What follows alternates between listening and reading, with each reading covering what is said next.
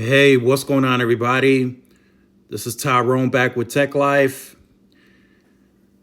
And this is me updating you guys on the T-Mobile home internet issue that I showed you guys yesterday in the video. So I wanted to kind of talk you through that because I think this is very important for you, the average consumer, as to what happens if such issues do occur and what you should do about it. And this is for the very basic average consumer.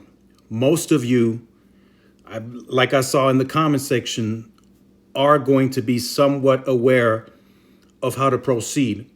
So before I even started the video yesterday, I reset the router several times, like a complete reboot. I unplugged it from the power outlet for about 2 minutes. I plugged it back in. I did all that before recording the video.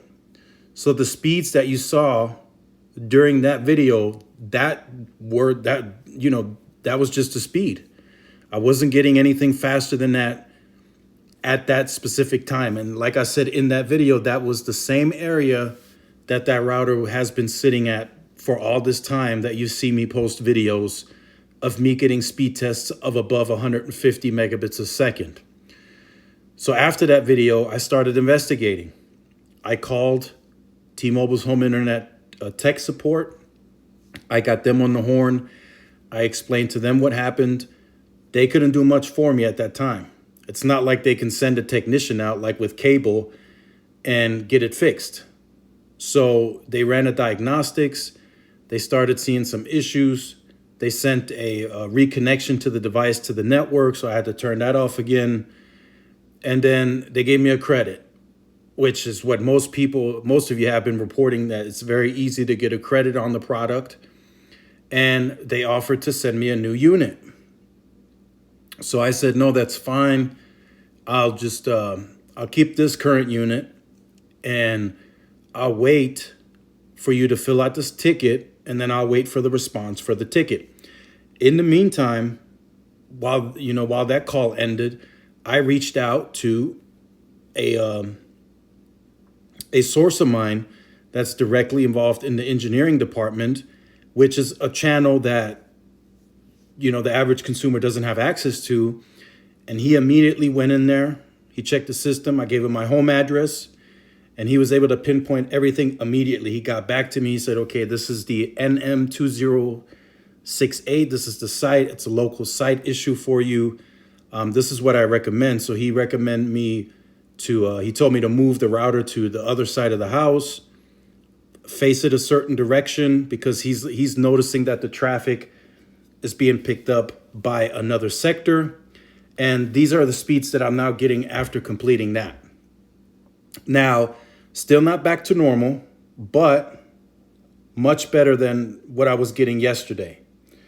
And I haven't had any issues streaming anything at these speeds. As you can see, well above 25 megabits. So I'm streaming 4K, 1080p, haven't had any issues. But it is not the normal speeds that I'm used to seeing. I'm used to getting above 100 megabits a second pretty much consistently. That's what I'm used to on a product. And I'm used to a much lower ping.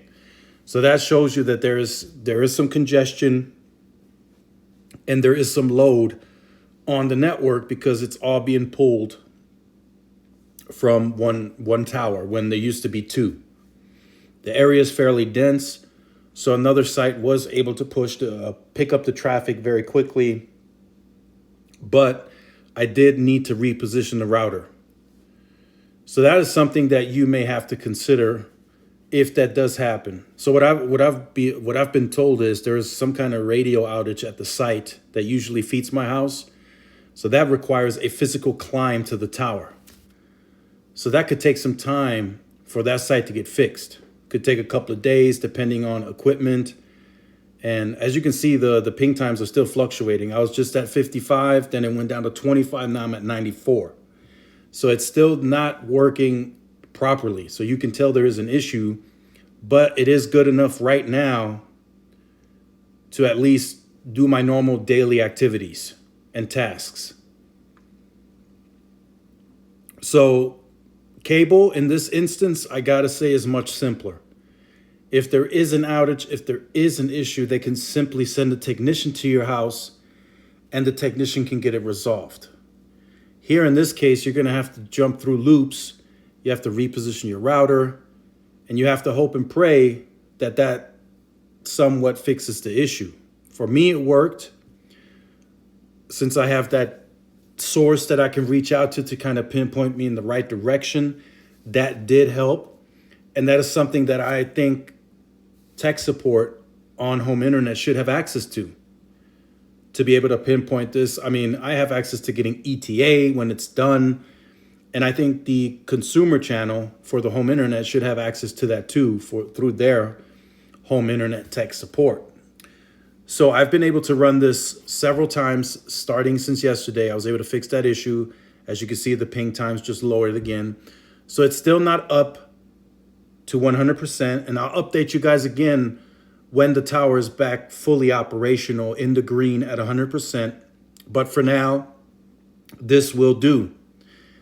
But in many cases, like I've said, the average consumer may not know what to do in this case. So I'm kind of, trying to talk you guys through this. So I'm glad that I've experienced this so I can give you guys that feedback for you guys to implement that in your area if you do run in to some of these types of issues.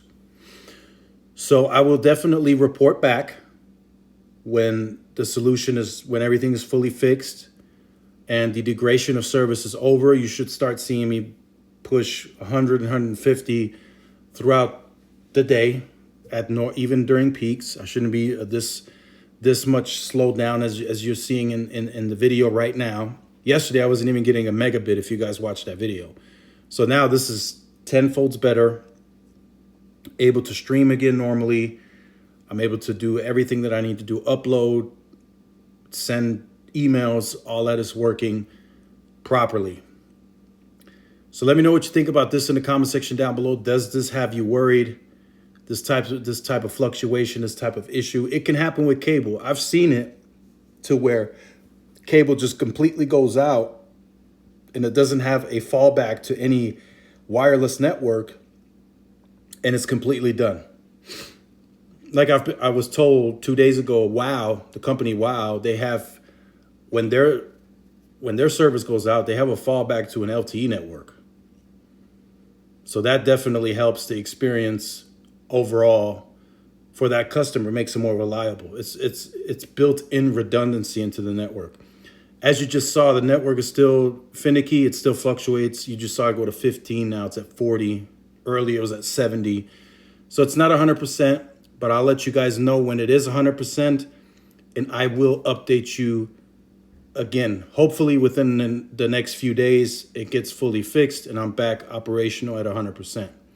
So let me know what you think about this in the comment section down below. I look forward to reading your comments. Make sure you like, share, subscribe to the channel if you're new. Make sure to follow my social media outlets for more updates and interactions. This is Tyrone with Tech Life, and I will see you guys in the next one. Peace.